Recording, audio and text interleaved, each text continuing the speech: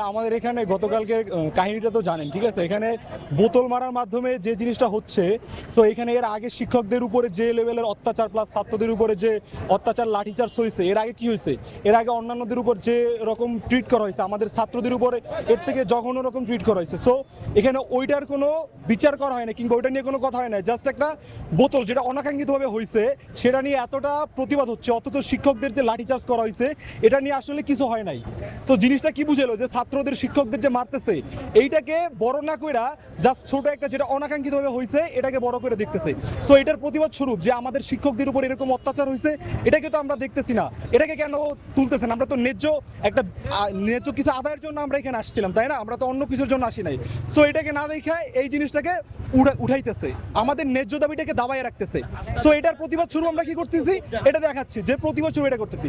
একটা লাইন আছে না যে কি, যেটা হচ্ছে বর্তমানে ভাইরাল হচ্ছে যে রাষ্ট্র বোতলের হিসাব রাখতেছে বাট বুলেটের হিসাব রাখতেছে না, জিনিসটা হচ্ছে এটা। সো প্রতিবাদ স্বরূপ আমি এটা করতেছি আমরা।